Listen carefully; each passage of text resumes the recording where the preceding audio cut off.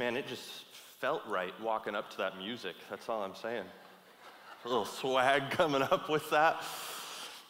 Change Point Raspberry, it is great to be here with you guys this morning. Are you excited? Hey, I'm sorry, stop. I'm from the MatSu, which means we're loud and we're crazy and we're annoying. Yeah, so give me a little bit more than that. Are you excited? Come on, all right. Let me see across the room, like give me a little, we're here if you're from the MatSu. Anyone? We're here. All right. That was perfect. Totally lost, but that was perfect. You know, I'm upstairs in our MatSu office at least once a week, but it's been about 6 months since I've been here on the stage with you guys, and that's kind of just way too long. So it's so great to be back and to be here with every one of you. Tekatnu, you guys are joining us. So excited you're here. Can you guys cheer for Tekatnu this morning? Tekatnu, I was with you guys just a couple weeks ago, but we're so glad that you're journeying with us again this morning. We can't wait to go on this with you. Isn't it cool that we're one church in many communities? I mean, not many churches get to celebrate something like that, so that's super cool. Hey, so we're moving into week number 6 of our Experiencing God series. How have you guys liked it so far? You can boo, that's okay, you're allowed to boo. No boos, Scott. No boos, that's good. I don't know about you, but it has been fantastic for me.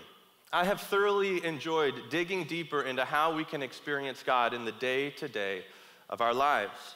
We opened up when we started with a framework of how to experience God. You remember that? I know we're having to go 6 weeks back, and that's a stretch for some of us, but think all the way back to week 1, where we introduced this framework of how to experience God. We said that, number 1, God is inviting us to join him in his work. You remember that? We tracking? Out at the MatSu campus, we launched into the garden narrative in that point, that God is inviting us to join him in his work. The cool thing about our God is that he didn't create a world for himself. He created a world for us to enjoy. All the creation myths of the day were God's creating humanity so that they could offload a burden to humanity. You know, God did the opposite. He started working for our benefit. That's the coolest thing. And then he goes a step further. He makes man, and he makes all these animals, and he tells man what? What does he tell him to do? Talk to me. Name them, that's right. And there we see the first beautiful picture of God inviting humanity to work with him. Just think about that for a second. God's masterpiece, and he allows us to be at work in it. Number 1, God is inviting us to work with him. Secondly, we've talked about the fact that we must learn to hear his invitations. We must learn to hear his invitations. Isn't it a stellar truth that our God isn't like some clockmaker God, where he just makes something and then kind of steps back and watches how it works? Isn't it amazing that our God communicates with us day in and day out? I guess not. I find it amazing. You guys should too. Our God is the God who speaks. Just as he walked in the garden literally with Adam and Eve, he wants to walk with you through his Spirit today and communicate with you today. God is inviting us to join him in his work. We must learn how to hear his invitations. And then thirdly, the kind of tough one, experiencing God unlocks the rewards of this thing called obedience. That the more we experience God, the more we taste and feel and smell and experience the fact that he is good. And the more we'll want to be obedient to what he has to say. Well, this week we're moving further into our practicals. We're moving further into the day-to-day practicals of experiencing God. How do we experience God in our lives? And the topic today is experiencing God in our church. Experiencing God in our church. And before we go any further, I need to just ask the practical question, do we as a church, and I'm just talking Raspberry and Tekatnu right now, do we as a church experience God? Think on that for a moment. Do we as a church experience God? And that question might be practical, but it's also loaded. It's loaded with nuances, and it's loaded with terms that maybe we don't understand or agree on. Do we as the church, there's one, experience God? What does it even mean to experience God? So just for a split second, remember about 6 months ago, it was about the time I was here, we were in this Church Defined series. You remember that series? And we defined the church as something really simple. A community of people who are in love with Jesus. That's it. A community of people who are in love with Jesus. So combining that with the framework of experiencing God, those first three things we talked about, let me rephrase the question. As a community of people who are in love with Jesus, are we joining God in his work? Are we hearing his voice? And are we experiencing the rewards of obedience? It's a little bit bigger of a question. Do we as a church experience God? Let's go practical for a second. Do we feel the presence of the Lord in the room with us right now? Are we experiencing God here and now? What is the difference between maybe on the way here you were singing JB in the car or Eric Clapton, and then when you're standing here all together and we're singing together? What's the difference between those two moments?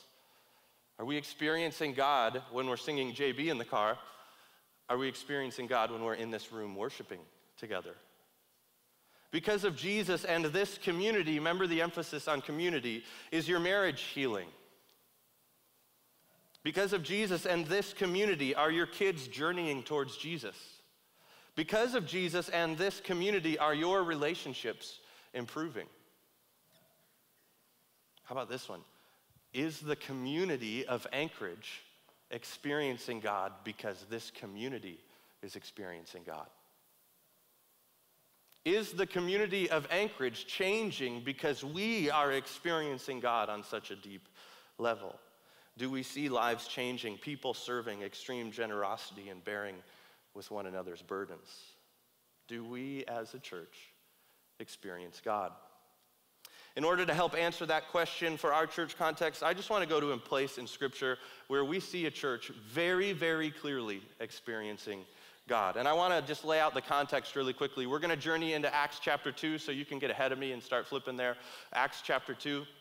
The context here is that Peter just gave a sermon and 3,000 people came to know Jesus. 3,000 people. Now tell me, somebody yell from the crowd, what else is Peter known for?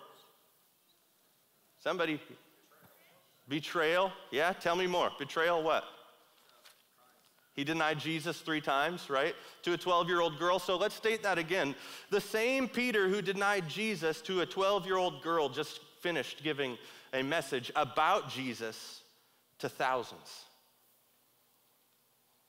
The same Peter who denied Jesus multiple times is now giving a message to thousands all about the God-man he earlier denied. And that's the context, Acts chapter 2, verses 41 to 47. So those who received his word, that's Peter's word, were baptized. And there were added that day about 3,000 souls. Talk about a good day as a pastor. And they devoted themselves to the apostles' teaching and to the fellowship of the breaking of bread and the prayers. And awe came upon every soul. And many wonders and signs were being done through the apostles, and all who believed were together and had all things in common. Verse 45. And they were selling their possessions and belongings and distributing the proceeds to all as any had need. And day by day, attending the temple together and breaking bread in their homes, they received their food with glad and generous hearts, praising God and having favor with all the people. And the Lord added to their number day by day those who were being saved. Let me just emphasize it again, church family. Jesus is the message that added 3,000 souls to the kingdom that day. It wasn't Peter. Jesus is the message that added 3,000 souls that day. You know, Jesus, I don't want to get ahead of myself. I can't say it enough. We're a community in love with Jesus, aren't we? I'm trying, Scott. We're a community in love with Jesus. He is why the eternity of 3,000 people changed that day. Can you imagine being in a city? Think of Anchorage. And one day, 3,000 people are saved because of Change Point Church and because of Jesus. Think of the impact that would have on the community because of Jesus and the power and the majesty. You see, he is why the eternal lives of 3,000 people were changed that day. He is why our lives flourish and why we can get excited about seeing Anchorage and the life of Christ for every Alaskan in the world beyond. It's because of Jesus. But before we ask the how question, meaning how do we experience God the same way this church experienced God, I just want to work really quickly into defining their God experience, if you will. What did their God experience look like? Number one, it was that people are being introduced, I'm going to say it again, to Jesus. People are being introduced to Jesus. Look at verse 41. So those who received his word were baptized. And there were added that day about 3,000 souls. You know what his word was?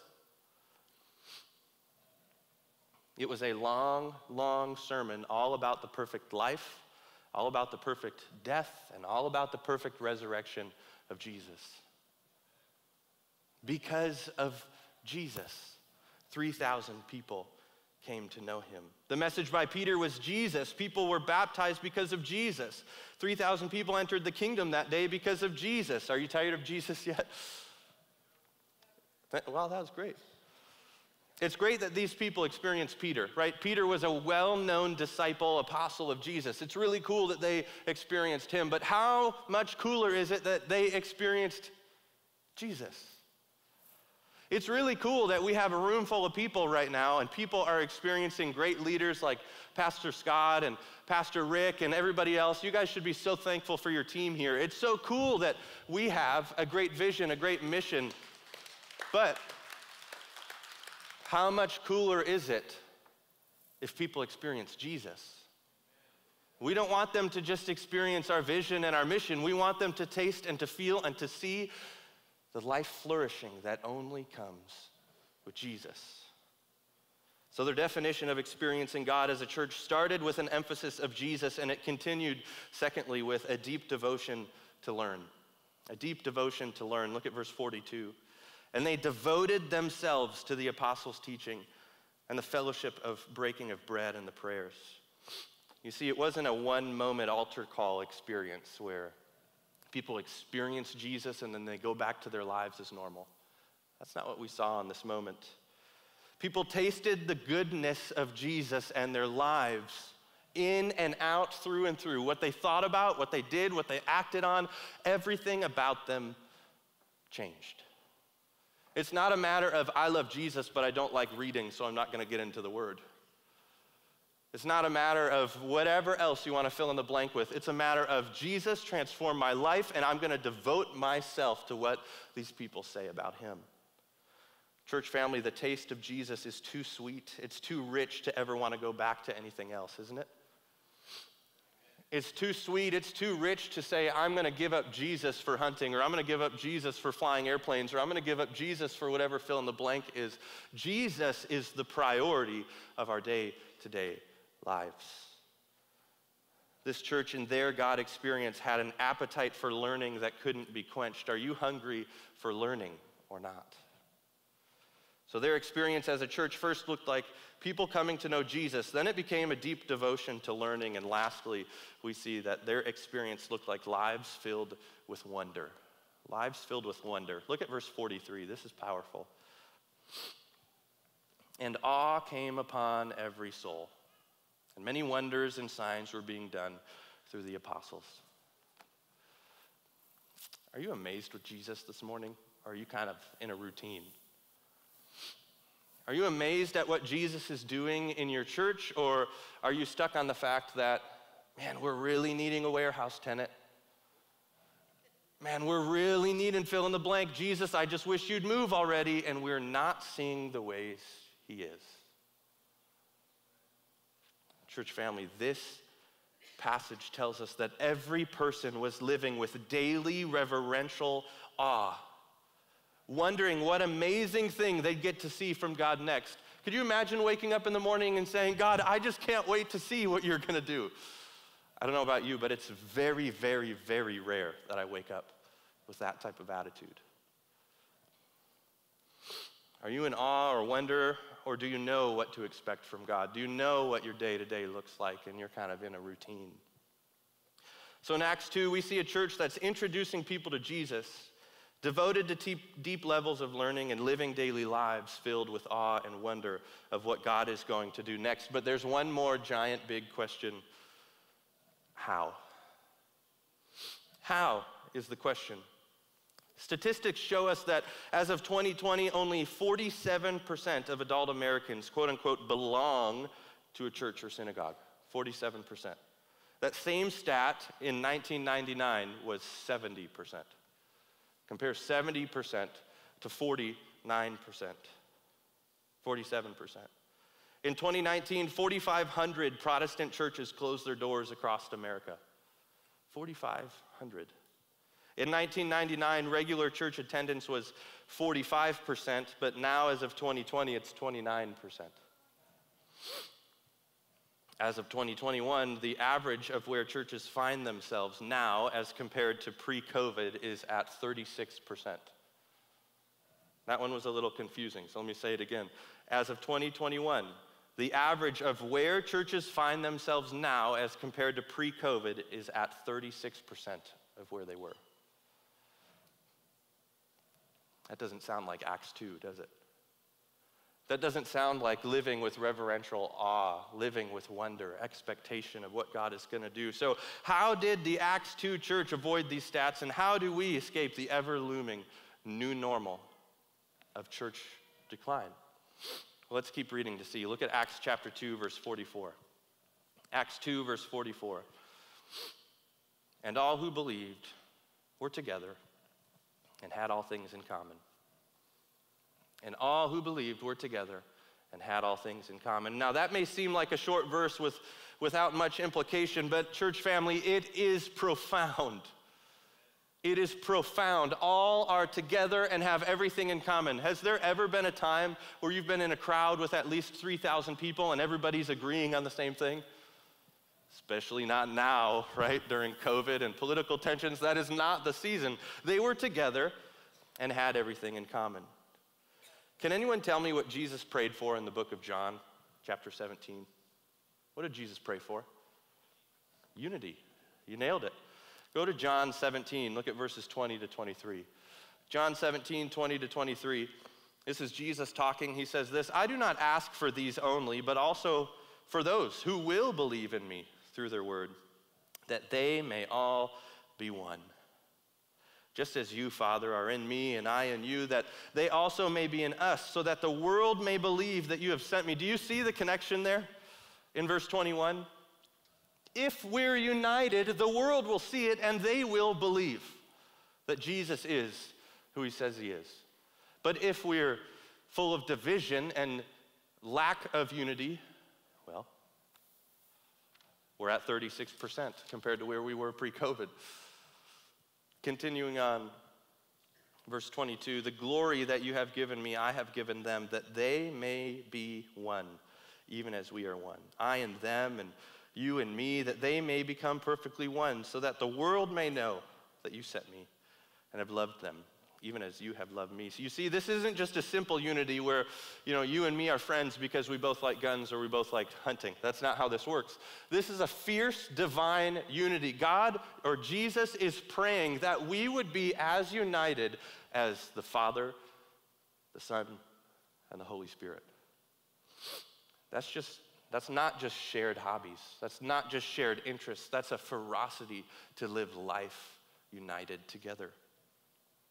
You see, number one, to the question of how, is that they cared about what Jesus cared about. They took to heart the prayer of Jesus. Now, there's no way of knowing if this church actually knew that Jesus prayed that prayer or not, because this is so early in the early church, in the book of Acts. But they cared about the very thing that Jesus prayed for. They took to heart his deep reverential prayer for unity, and they said, we're going to make this thing happen. I want to read it again, Acts chapter 2, verse 44. And all who believed were together and had all things in common. Can I share a MatSu story? Is that okay? Sure, I guess, maybe. You're going to do it whether we say yes or no. So out at MatSu, we just did something pretty unprecedented. And for me, it was a little scary, but we'll get into that. Anyone who knows me knows that I am like the least traditional guy in the world when it comes to church. Like, I'm as lights as there can be. I love fog machines. Fog machines are how we know the Spirit is in the room. Ha ha ha ha. It's a joke, yeah. But we decided that we needed to do something a little bit traditional, and so we called something together called the Change Point MatSu Family Meeting. The purpose of this meeting was that since January, we've grown like crazy, and this building that we purchased a little over a year ago, that our plan was to say this is a 3 to 5 year facility. We're bursting at the seams of that facility, and we don't know, no, that's not, okay. We don't know what to do with it. The staff and the elders were like, seriously, what do we do? We want to keep loving people. Clearly, people are interested in what we're selling and interested in the community we have. So how do we bring a building here? Or how do we look at potentially selling our place and moving? So all these types of questions were why we had this MatSu family meeting. Can I tell you why I was terrified? Do it. She said that. That's hilarious. Our campus right now is so stinking united. Our campus right now has so much momentum. We're fighting for each other all the time. This For Every Alaskan thing, we've adapted to being for the valley. You've probably heard that or seen it somewhere. Man, we live that out as fiercely as possible. And let me tell you, there is nothing the enemy would rather do than to change an event that's meant for more momentum and more unity and bring division and bring disunity into it. Which is why I love that we're a staff and elder-led church. Because the less people we have working together, praying for each other often, the easier it is. And so I was terrified about this idea. But can I brag on MatSu for a moment? We really ticked the devil off that night. We really made him mad that night because our meeting was only full of love, it was only full of respect, it was only full of honor and all things for the valley. We left high-stepping from that building with more momentum, more wisdom, more insight, more understanding of what our future looked like than ever before because we were united. And what that means is we have to swallow our preferences for the good of the bigger organization, right? We ask people not to come into this meeting with a preference of carpet color or with a preference of hymns or modern music or any of those things. We asked people to come into this meeting with a heartbeat in reaching the valley for Jesus. And that's what we saw. See, I firmly believe that few things please the Lord more than our fighting for unity. Few things please the Lord more than us swallowing our preferences and fighting for unity in the church. Setting aside our preferences for the benefit of the unity of the body. That is what Jesus cared about. And this church in Acts, you see, they cared about what Jesus cared about. Interestingly enough, when we care about what Jesus cares about, we'll automatically do what this church did next when they, number 2, cared about what people care about. Care about what people care about. Look at verse 45. And they were selling their possessions and belongings and distributing the proceeds to all as any had need. I don't mean to upset anyone here, okay? Did you hear me say that? I don't mean to upset you. So that means what I'm about to say you're not allowed to get mad at because I just prefaced it. So moving forward, we're on the same page. All right. You want to know what I'm really tired of personally? And I wish you'd say no so that I didn't have to say it. What I'm really tired of is hyper-spiritual talk with no action. Hyper-spiritual talk with no action. You know, it's the cliche line of someone comes up to you and they say they're hungry and we say, we'll pray for you and send them on their way instead of buying a sandwich, right? And praying for them at the same time. How about instead of just saying, we'll pray for you to the person, we buy them a sandwich and pray for the person, right? I firmly believe that part of the reason the church has lost its deep awe and wonder is because we've stopped caring deeply about the most prized part of creation. I'll say it again. I firmly believe that part of the reason the church has lost its deep awe and wonder is because we have stopped caring about the part of creation that God cares most about. People. Especially people who are lost and broken and hurting and on a path that leads them to something other than flourishing. This church in Acts decided that as a whole, they would make a commitment to the call that love requires action.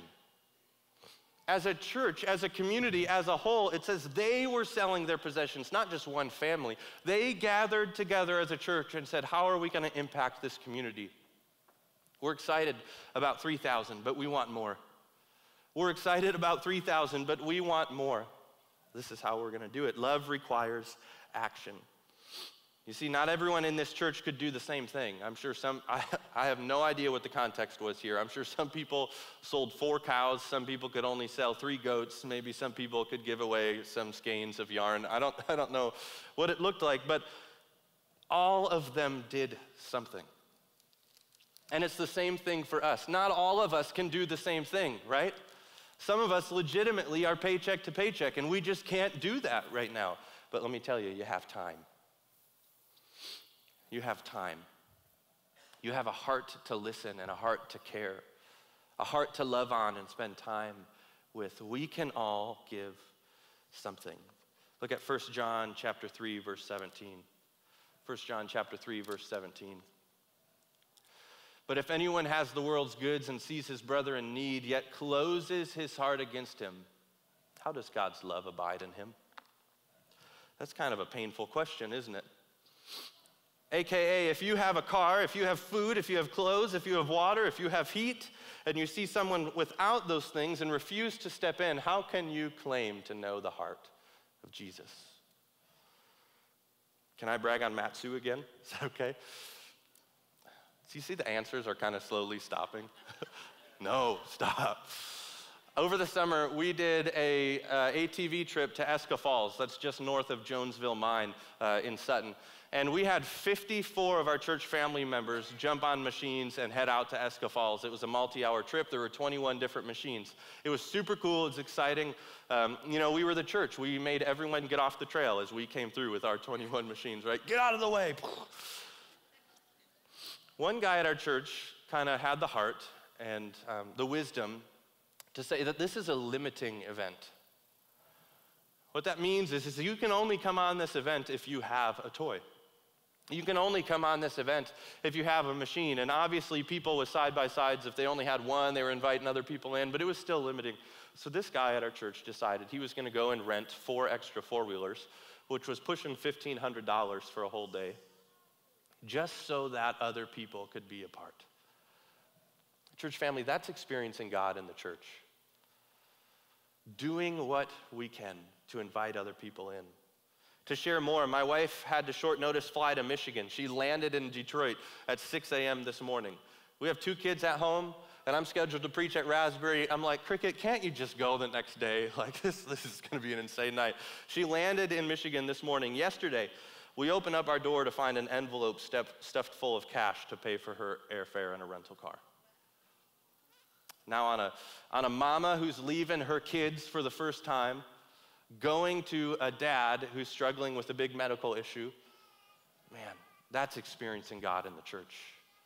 Feeling the care of others. That's experiencing God in our church through caring about what people care about.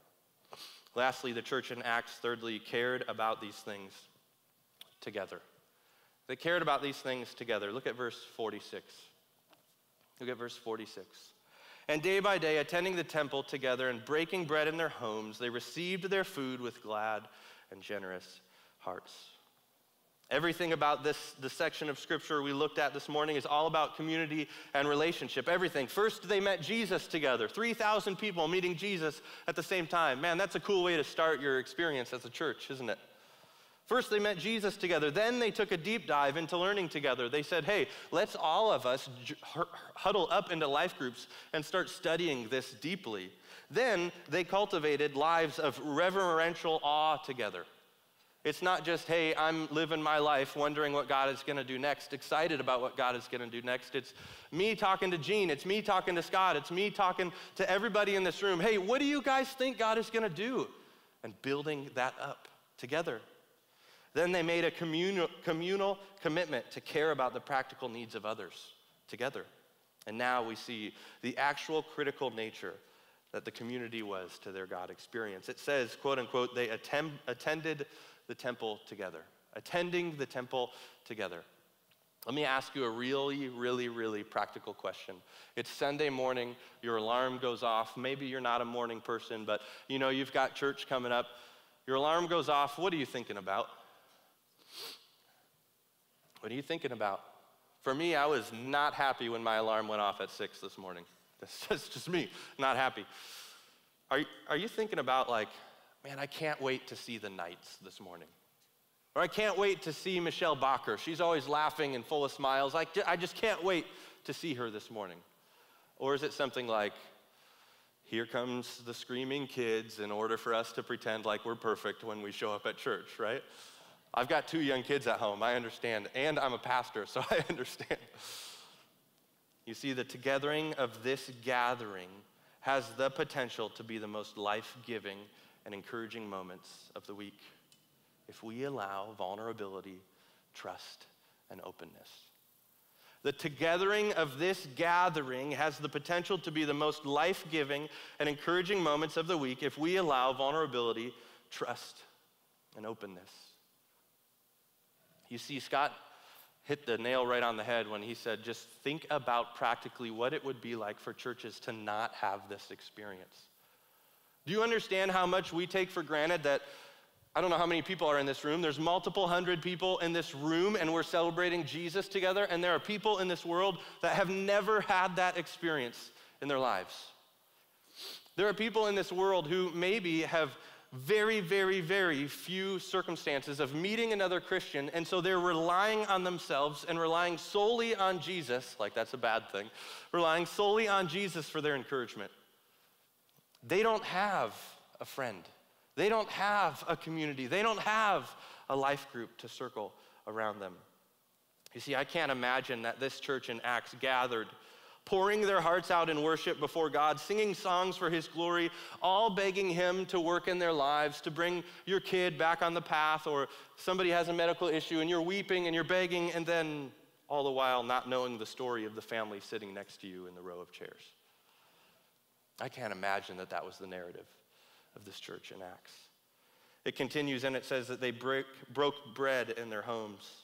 Change point, we're not a Sunday-centric church. I don't know if you knew that or not, but we're not a Sunday-centric church. What that means is we don't put all of our resources, all of our money, all of our time into this once-a-week gathering. We believe firmly that so many more things can be happening throughout the week for the kingdom, for the flourishing of Anchorage, than just here this morning. One of the most beautiful gifts of the church is the relationships born from it, but those relationships, however, will only reach their potential by being in each other's homes and knowing each other's lives. You are empowered, Change Point family members, to be ministers throughout the week. You're empowered, Change Point family, to be pastors, to be ambassadors of the grace, of the love, of the peace of Jesus throughout the week, everywhere you go.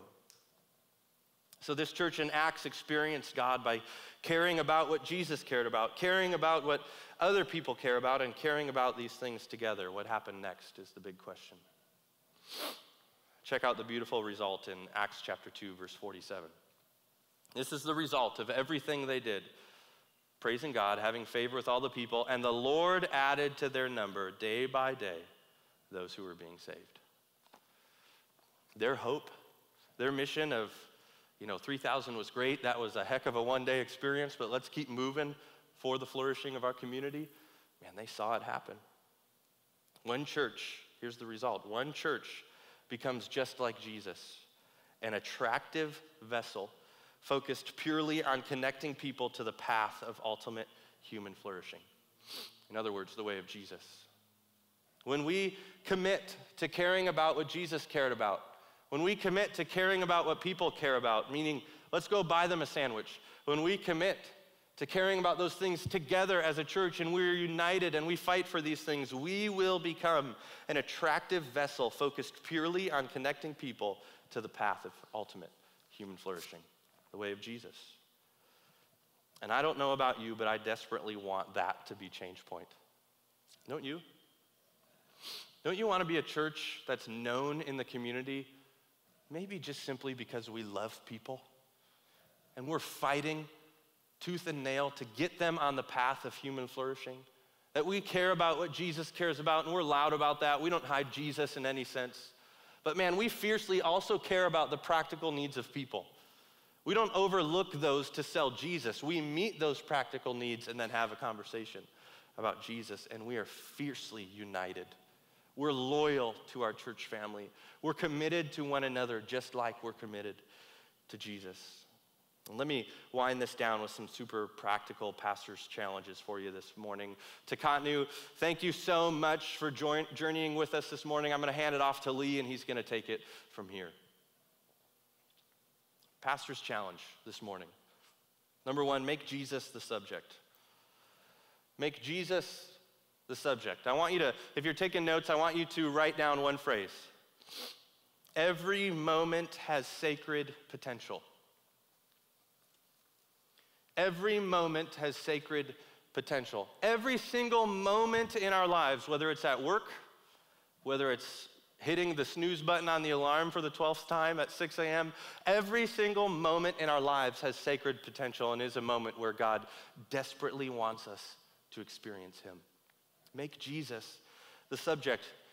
Angling that into our conversation this morning in the church, greeting someone new, serving in nursery, singing out loud during worship, starting the practice of financial giving. All of those things have sacred potential. It's not just a routine. It's a moment where you are inviting yourself into the presence of God. You're saying, God, I want to experience you, and I'm doing everything I know how to do. God, help me experience you.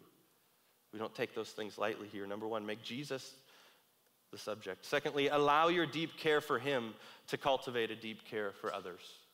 Allow your deep care for him to cultivate a deep care for others.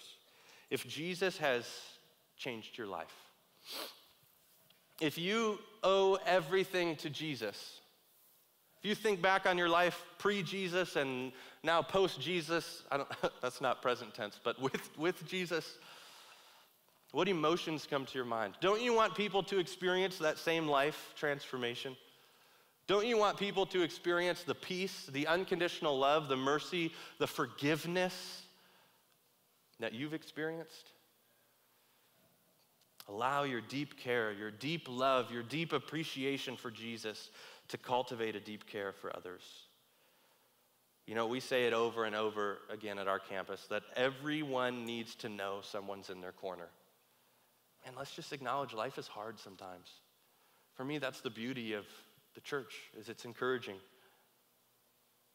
Everyone needs to know someone's in their corner. So go this week before someone, simply. Before someone. Lastly, move into community. I was looking at the group finder page on Raspberry section, and there's at least 1,000 life groups that you guys have here at Raspberry. Not really, I don't know the number, but it's at least 1,000. Find one and plug in. Move into community and trust the process. I know that might be scary. I know that might be hard. I know there might be more quote unquote church talk than you like, or it won't be fun the way you want it to be. I know there's all those things, but move into community and open yourself up and allow the Lord to give you an experience in the church throughout the week. Let me pray. Jesus, help us not take this gathering for granted. Lord, as Scott already said, there are thousands, millions of people throughout the world that cannot, will not, and do not have the experience we're having right now. Lord, once again, help us not take this for granted. God, I just pray that your spirit, your breath of unity would flood across this church family right now. Lord, that just as we're chasing after you, we would chase after the people in this room. That we would value each other that much, Lord, that we would be loyal and committed to the others in this room. God, I pray that you help us deeply care what you care about in unity and deeply care about what people care about. Lord, give us ideas. Help us think deeply on what Anchorage needs, on how we can care for people in the community of Anchorage, and help us do that agendalessly. And God, once again, to emphasize it, help us answer your prayer, Jesus, of being united. Jesus, we love you so deeply, and we're here right now acknowledging that your church is the mission for the world. We're a part of it. We don't take this lightly. And we thank you so much for trusting us, for allowing us to be a part of what you're doing. Not just doing it all yourself, but calling us to experience you and your mission to reclaim the things that hell has stolen in this world for your kingdom. Jesus, we love you. We pray these things in your name. Amen.